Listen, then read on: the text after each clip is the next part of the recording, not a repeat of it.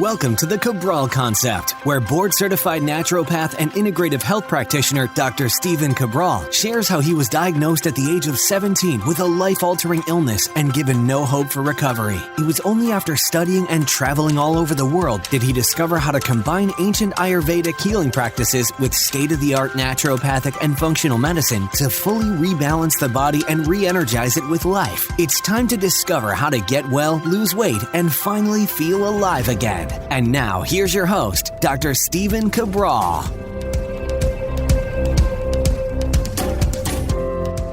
Hi, everyone, and welcome back to this week's Motivation and Mindset Monday. It's great to be with you here today.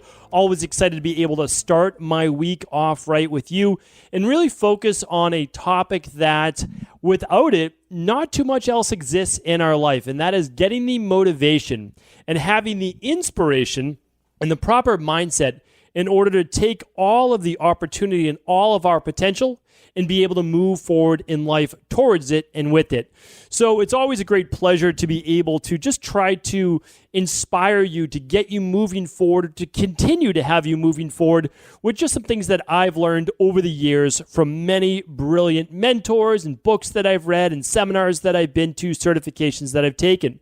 So one of the things that I want to share with you today, and I've really done a lot of thinking of this over the past 8 weeks, and it really started in, let's say, I would say mid-March or so. And that is when I was overseas and kind of stuck in the whole beginning of the viral-based pandemic. And at that point, I had to look at life very differently, like most of us are here today looking at life. And over those, I would say 4 weeks or so, trying to decide when to get back to the U.S., how to get back to the U.S., it wasn't necessarily easy. And we had to really weigh it based on many different options. Options of planning a trip for a very, very long time to a certain destination, wanting to see friends, wanting to put, my wife and I wanted to put our 2 young daughters first. And so again, a lot changed. And I want to share with you 7 big things that I've learned during this lockdown. This is also coming from someone who did 2 14-day self-quarantines.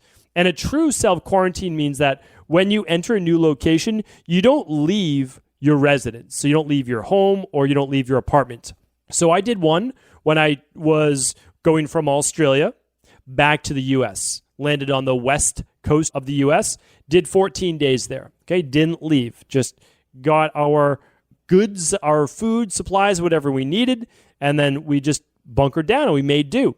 And that was the right thing we felt to do. That's what we were told to do. So we did it. We complied.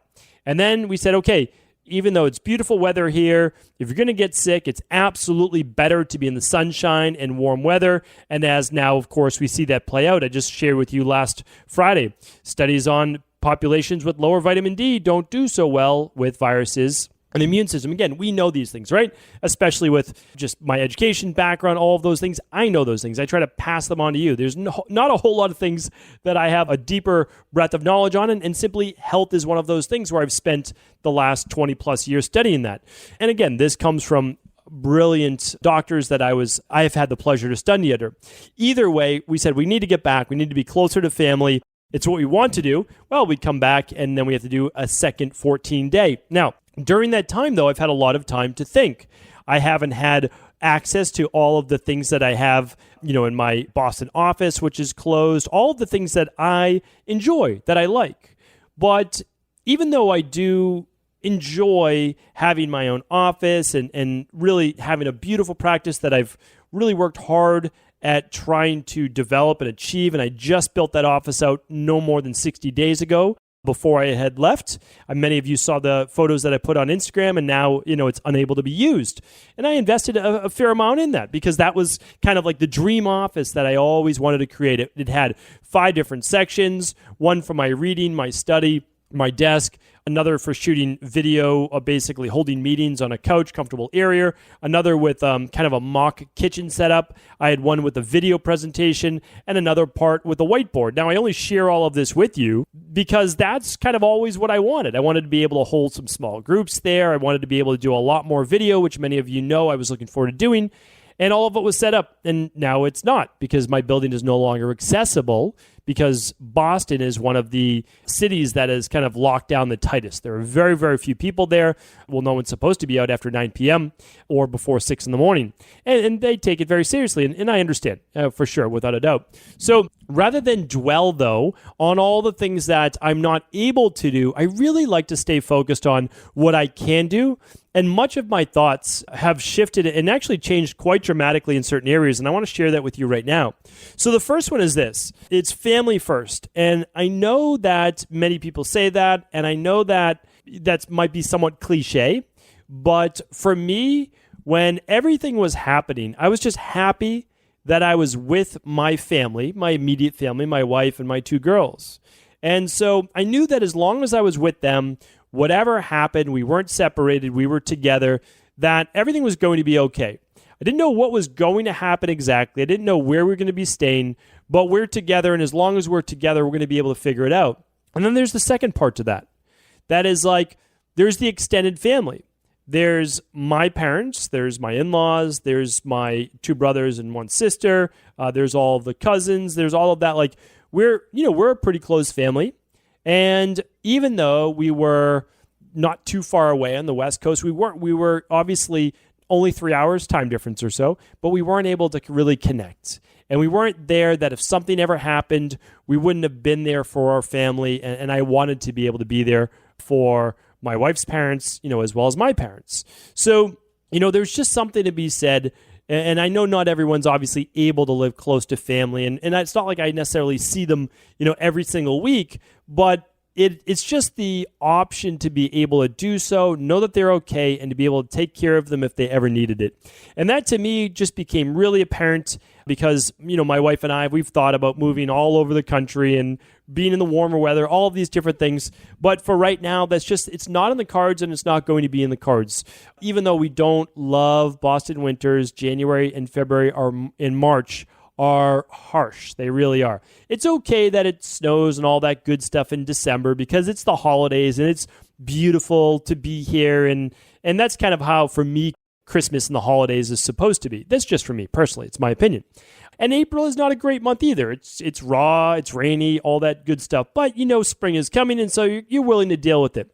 So 3-4 months of the year, not ideal. I would love to be in a warmer climate. Southern California is fantastic. I enjoy Florida as well, but Florida in the summer, not so much. So, there's always the pick'ems, right?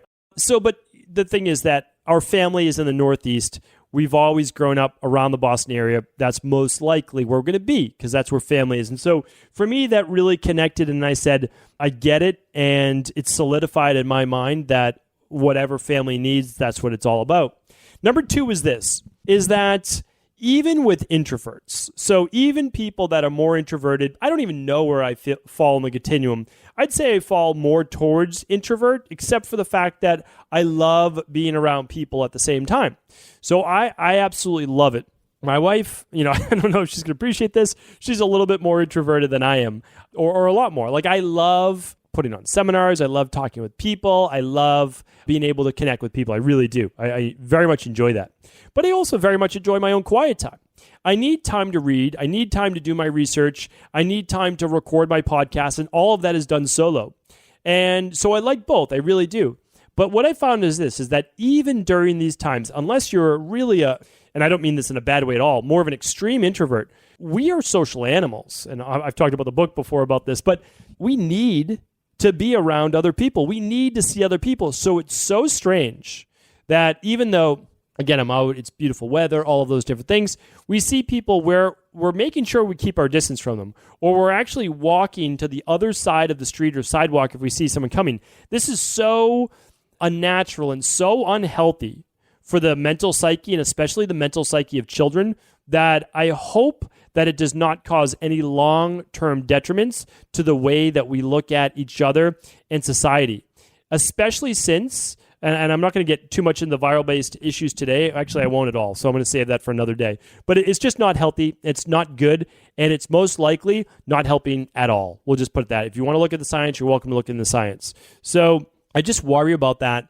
And I also understand, though, really about myself too, is that I do really like having these personal conversations with people. Not over Zoom, not over Skype, not whatever it might be. I like actually connecting, seeing other people. There is an energy exchange there that you can't get digitally. All right. Number 3 is this. And your list might be different. These are my 7, and I would love you to come up with your own. I would love you to share those with me too. Just head on over to Instagram. It's just my name, Stephen Cabral. It's Stephen with a PH. And since I'm basically censored over there, you'd have to actually look me up anyways to find me. But I'd love for you to connect with me there. Let me know what your 3, 4, 5, or 7 are. So my third one is this. It's simplicity. So I've realized that I just really don't need much. I don't. We were traveling. We ended up being away from our home in Boston for 2 months, 2 full months. And over that time, we lived out of a suitcase. Like all I had was a carry-on. That's all I brought. And we brought one other larger suitcase. We each had a backpack. That's it. So each of us lived out of the equivalence of a carry-on bag for 2 months. And it's just like, you don't need 20 t-shirts. My wife would be laughing if she heard this right now, because I have like 25 t-shirts. And how could I ever wear all those? Well, I can't, but it's weird. I don't collect, I don't grab a lot of things, but I'm like, oh, that's a really cool t-shirt. And I grab that. And probably funny for a lot of people to hear that, since I'm always in a white shirt, dress shirt. But there are times when I'm exercising and on the weekend and at night that I'm wearing a t-shirt, right? So, but you don't need that much. So if you have a washing machine and you have a dryer, you can just wash a couple changes of clothes. And and all I brought was 2 white button-down shirts and 2 dress pants. Well, I have, 10, 12 white button-down shirts and probably, 8, 10 pairs of dress pants. I don't need that many. I just got away with it, wearing those few and washing them. Now, of course, I wasn't in them every single day like I would be, back here. But still, it's the simplicity. We didn't need a ton of food. We didn't need a fancy place. We lived in a small place that we were renting, Airbnb, before they shut those down. So it's the understanding that you need so much less than you think. And I've always been more of a minimalist. And again, my wife would be laughing at me right now because of my books. That's it. But I don't have much else. I have even my video and audio equipment is pretty simplistic. If there's ever a way to simplify it, I do that. I don't have massive monitors or computers. I travel with one MacBook Pro. I got rid of all my tablets and anything like that, and one phone. And that's what I work off completely. But the one thing I have, and I've always said this before, are my supplements and my books. I have a full natural health food store of vitamins at my house. So yes, I use a lot, as needed and whenever. But at the same time, people ask me all the time for a particular product, and I have it right there that I'm able to give it to them. I mean, that is what my life, really is all about. And I love it. So anyway, that and books, and nobody gets my books anymore. I used to lend out books, not anymore. If I really think they're serious, if I really think they're going to read it, and I really think they're going to put it to use and it'll be good use, I purchase them the book. It's my gift from me to them. And I will ask them, be like, hey, did you read it? What'd you think about it? But that's it. And so, that's what I have. And unfortunately, I don't have access to my books right now because they're in my office. So I'm purchasing more and they're piling up. But that's it. But everything else is pretty simple. I just try to keep things simple. And I learned this a long time ago on my first trip to India, actually. I lived out of a backpack and I was there for quite some time. And it's all that I had. And all I had was that backpack. And, I guess it wasn't too dissimilar to just being away for 2 months. But even then, it was even more simplicity, meaning I didn't get to choose my meals. I would be at a certain clinic and they would give us 3 staff meals per day. And for the most part, it was the same meal 3 times per day. And it wasn't good, it wasn't tasty, but it was food. And I was happy to be able to eat when many other people I saw weren't able to do that. So, again, you learn these things, and if you just realize that you just don't need so much, right?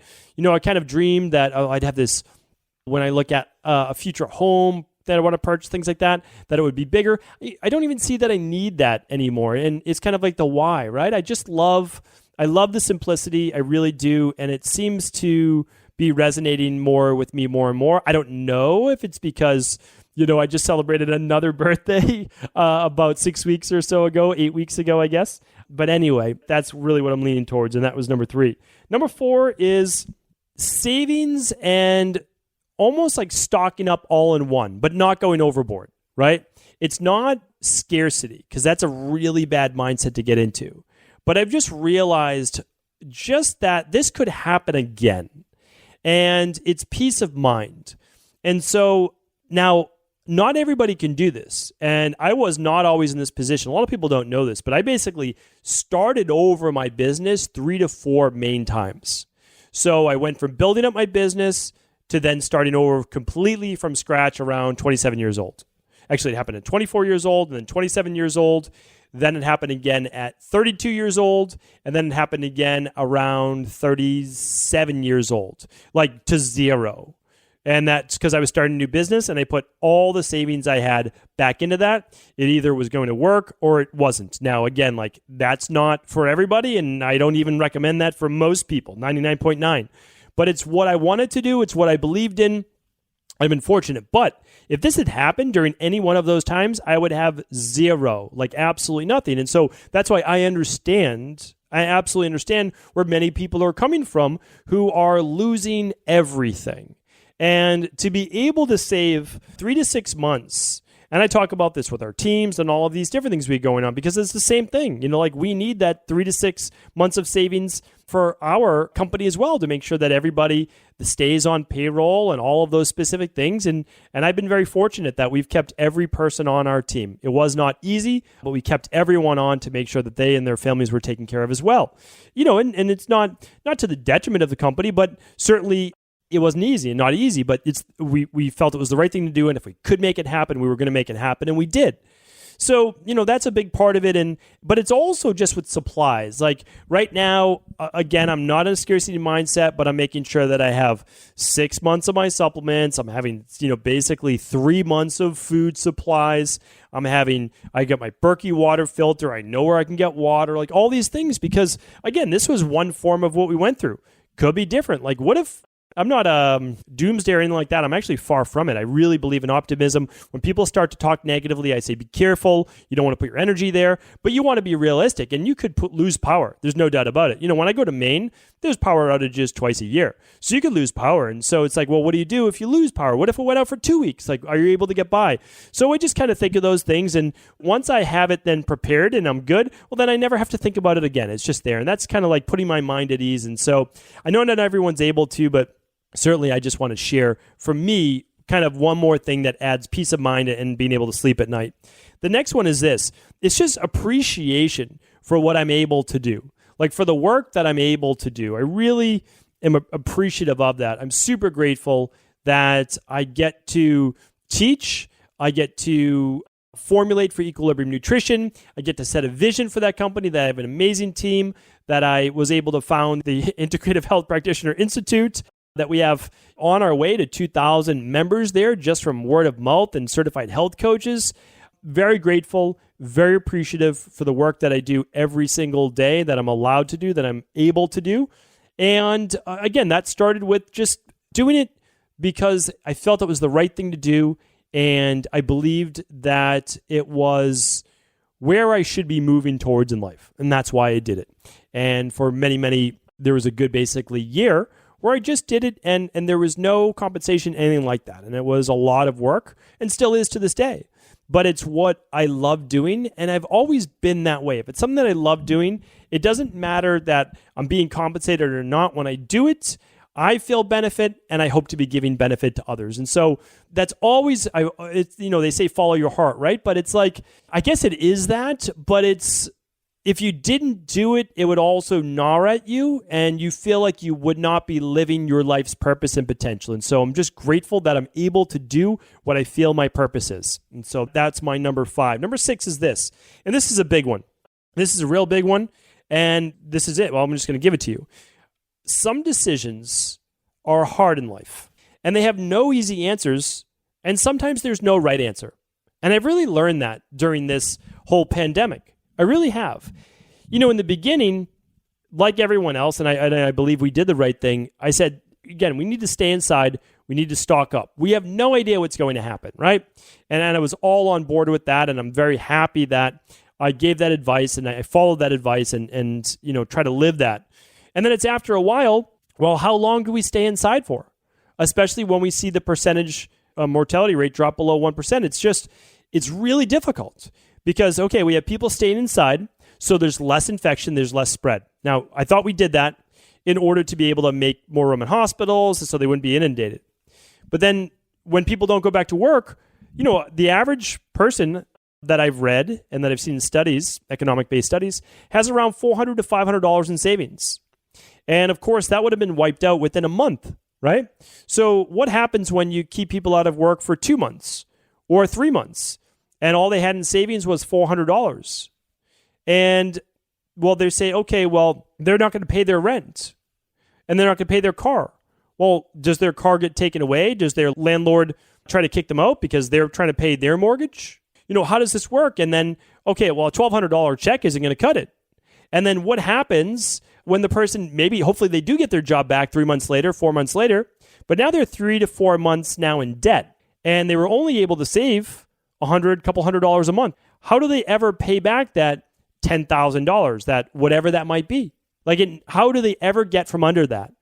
And then you say, well, on the other side, well, sure, but at least they still have their life and all of those things. And I would say, yeah, there is that too, right? That's why these are difficult times.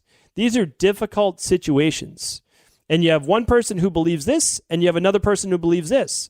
And if you're 65 plus, or you're 70 plus, or you have a parent or grandparent in that age range, you want to make sure they're okay and they're taken care of, right? Because they're the most at risk. And then you have younger people who, just started a business or they have their own home or they're trying to pay for this or that, and now they're losing everything. And you're like, well, who's right? Well, it's tough because how do you weigh life and how do you weigh becoming homeless or not having to be able to feed your kids? Again, I don't have the answers. I do not have the answers. But what I try to do in life is I look at it from both sides. And in a normal case, I would say, I want to do what the best thing that we can do is for the greatest amount of people. But the problem is, even though that the mortality rate we're now finding, again, from the top experts, is going to be about 0.1 to 0.2%. Again, 99+% of people will be fine. But the problem is, a small percentage won't. So what do we do? How do you weigh that decision? I don't have that answer. So that's why I said I understand now that some decisions are hard in life. There's no easy answers, and oftentimes there is no right answer. It's subjective, and we have to decide as a community and as individuals what is best for us. All right, number 7, the last one is on, and I'm sorry that we're ending on a little bit more of a low note, but I promise you it's not. We can always take these and we can move forward, and we can move forward with a lot of passion. And that is, I've just realized that, and more, and again, maybe it's just because I celebrated one more birthday. It's that there is an overall shortness of life. And I hate to say it, I hate to look at it, and I'm certainly in the field of anti-aging and longevity, and I know that we're going to be able to extend human life. I really believe that 100 years old will be the new 80. I really believe that. Most people who take good care of themselves, they're in overall health, they have no diagnosed diseases, will be able to live to 80, 85 years old or so. And in another 20 years, I believe that'll be 100 years old. I really do. I think that there's going to be a lot more that we can do. 120, not so much yet. Again, maybe something dramatic will happen, but not within the next decade or two. So here's the thing, though. It's still short. It really is. And I don't say that in a bad way. I really don't. Because what I want people to do is live a really full life. And to me, because I can only talk about me and I can only be inside of my own head, it's to do something that matters. It's to really wake up and do something every day that matters. Whether it's being a caretaker for a sick friend or parents or family members or your own children, whether it is trying to provide a service that you know other people need, whatever it might be, do something that matters to you and of service to another human being. I just know that if you do that, you are living a life of purpose.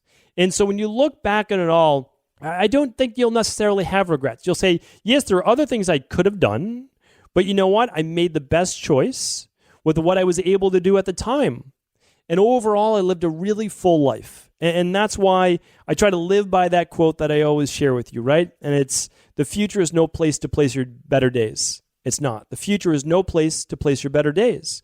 And so it's kind of like whatever you want to be doing. You can't just drop everything and go do it today. I'm not saying that, but you can begin to move forward towards it, right? And just those small steps every day. I mean, ultimately, you will achieve that. I really believe that. It just doesn't happen overnight. But if it means enough to you and you believe that it's something that you would regret in life not doing, just start to move towards it. It doesn't have to happen today. And it's just because nothing is given. You don't know what's going to happen a year from now, 2 years from now, 10 years from now. So again, you don't have to drop everything, but begin to move towards that fullness of life that you believe that you should have and that you honestly do deserve. If you do that, I know that you'll be living that life of passion and purpose. Take care, everyone. Hopefully this has been helpful. Thank you so much. I would love to hear what your life changers have been over the past 8 weeks or so. Again, you can share those on Instagram or our Facebook account at cabralsupportgroup.com. And of course, if this was helpful, please do feel free to share it with anyone else you believe it could serve. Ever wonder what the best sauna, blue blockers, sleep trackers, wake lights, salt lamps, or other health gadgets are? Or what about the top non-toxic mattresses, sheets, soaps, bath products, toothpaste, and cookware? Or would you like to know the cleanest choices for hemp parts, meal delivery services, supplements, and much more? I personally curated, researched, and now created a resource page of all of my top picks that continues to grow each week. These are the exact products I use in my own life, with my family, in my private practice, and they're the ones I trust. To find out all of my up-to-date recommendations and all the details, simply head on over to stephencabral.com/resources.